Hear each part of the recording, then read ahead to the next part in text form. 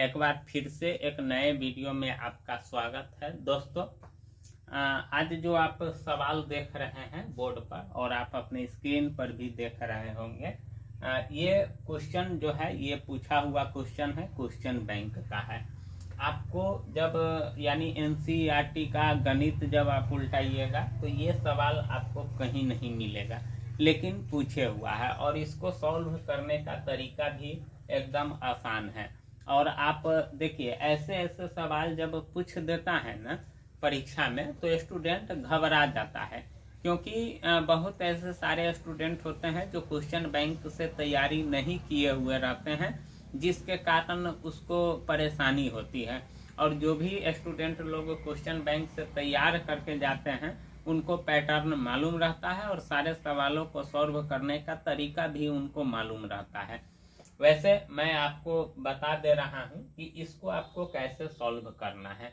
तो इसको सॉल्व करने का एक ही तरीका है कि देखिए, वैसे तो आपको ये समीकरण लग रहा होगा देखने में, तो समीकरण लगता है दोस्तों, लेकिन देखिए ये पूरा का रूट है और आप इसका रूट भी नहीं निकाल सकते हैं, ठीक ना दोस्तों। तो जब और इसमें से एक को पद को आप इधर उधर भी नहीं कर सकते हैं, तो सबसे पहले आपको रूट को हटाना होगा। और रूट हटाना कैसे होगा तो आप वीडियो में जरूर बने रहिए, मैं आपको बताता हूँ। तो रूट हटाने का एक ही तरीका है कि दोनों ओर आपको वर्ग करना होगा। सबसे पहले मैं सवाल लिखता हूँ कि क्या है आपका सवाल। 13 माइनस यक्स स्क्वायर बराबर यक्स प्लस 5। तो यहाँ आपको लिखना होगा दोनों ओर वर्ग करने पर, ये बात आपको लिखना होगा दोनों ओर वर्ग करने पर, क्योंकि जब तक आप ये बात नहीं लिखिएगा आपको नंबर भी नहीं देगा। क्योंकि आप यानी 10th क्लास के जो स्टूडेंट है और जब जाते हैं आप एग्जाम देने, तो आप कंबाइन इंट्रांस नहीं देने जाते हैं, आप अपने आपका जो यानी आपका जो क्वालिफिकेशन है उसके लिए आप देने जाते हैं कि मैं मैट्रिक पास कहलाऊंगा। तो वहाँ आपको बृहत रूप से सवाल बनाने की ज़रूरत होती है, तब जाकर के आपको नंबर मिलता है। और जितना अच्छे ढंग से आप सवाल बनाइएगा उतना अच्छा नंबर आपको मिलेगा, और जब अच्छा नंबर मिलेगा तो निश्चित है कि आपका मार्क्स हाईएस्ट आएगा। तो दोस्तों देखिए, दोनों ओर वर्ग कीजिए। तो दोनों ओर वर्ग कीजिएगा तो 13 माइनस यक्स स्क्वायर का वर्ग कीजिए बराबर यक्स प्लस 5 का भी वर्ग कीजिए। और जब ये आप रूट वाला का वर्ग कीजिएगा तो इसका मतलब है कि इसी संख्या में इसी संख्या से गुना करना, तो उसी संख्या में उसी संख्या से, जैसे अभी मैं रूट 5 में रूट 5 से गुना कीजिएगा तो 5 होगा, यानी सीधा रूट हट जाता है और अंदर वाला संख्या मात्र एगो आ जाता है। तो यहाँ भी वही चीज है, जब इसको 2 बार कीजिएगा तो रूट हट जाएगा और अंदर वाला संख्या है 13 माइनस यक्स स्क्वायर बराबर, ठीक है ना दोस्तों। चलिए अब इसको a प्लस बी के होल स्क्वायर पर ले जाइए। तो a प्लस बी का होल स्क्वायर होता है पहले a स्क्वायर, तो a के जगह पर यक्स है तो यक्स का स्क्वायर प्लस 2ab, यानी 2ab होता है, यानी 2 तो गुना होता है और a और b भी गुना होता है, तो यहाँ ab के जगह पर यक्स और 5 है तो 5x, और 5x से 2 में गुना कीजिएगा तो 10x। अब प्लस होता है बी स्क्वायर, तो बी के जगह पर 5 है तो 25 हो जाएगा, 25।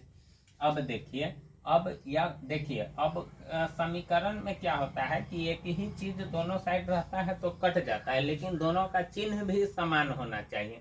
लेकिन यहाँ चिन्ह समान नहीं है, इसीलिए मैं इसको नहीं काटूंगा।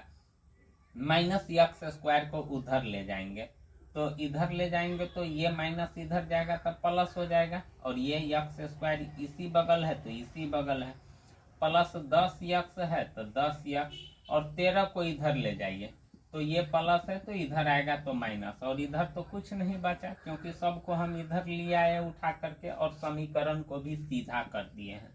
और यक्स यक्स हो गया 2 यक्स स्क्वायर प्लस 10, और 25 में से 13 घटाइए तो कितना हो जाएगा, 5 में से 3 गया तो 2, और उसके बाद 2 में से 1 गया तो 1, यानी 12 होगा, ठीक है ना। प्लस 25 में से घटाए इसीलिए प्लस हो गया है। अब क्या करते हैं कि 2 कॉमन ले लेते हैं, ठीक ना दोस्तों। तो 2 कॉमन लेंगे तो इसमें से 2 बाहर आ जाएगा, एक्स स्क्वायर आप प्लस 5x आप प्लस 6 बराबर हो जाएगा 0। अब 2 को उधर ले जाइएगा तो ये गुना है तो इधर जाएगा तो भाग होगा, क्योंकि 2 को हम इसीलिए ले जा रहे हैं क्योंकि सभी में गुना है। अगर एक पद में रहता तब हम उसको नहीं ले जा सकते थे, यह समीकरण का रूल्स होता है। और इधर ले जाइएगा तो 0 हो जाएगा, ठीक ना। अब देखिए आपको दिखाई पड़ रहा होगा कि एगो द्विघात समीकरण बन गया है, नहीं तो इसको फर्स्ट इंटू लास्ट पर तोड़िए। तो फर्स्ट इंटू लास्ट पर मध्य पद को तोड़ते हैं इस ढंग से कि जोड़ने घटाने पर मध्य पद आ जाए और उसी दोनों को गुना करे तो अंतिम और प्रथम पद के गुणनफल के बराबर में आ जाए। तो देखिए ना, दोनों को जोड़िएगा तो 5x और दोनों को गुना कीजिएगा तो 6x स्क्वायर। अब x कॉमन ले लीजिए तो x प्लस 3 और प्लस 2 कॉमन ले लीजिए तो x प्लस 3 दोनों कोष्ट में का बराबर आ गया, तो समझिए आपका गुणनखंड सही बन रहा है।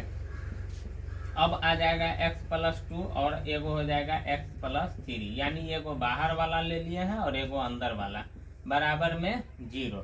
तो यहाँ कहता है x का मान निकालने के लिए, तो x प्लस 2 बराबर 0 और x प्लस 3 बराबर हो जाएगा 0। तो x बराबर हो जाएगा -2 और यहाँ भी हो जाएगा x बराबर -3।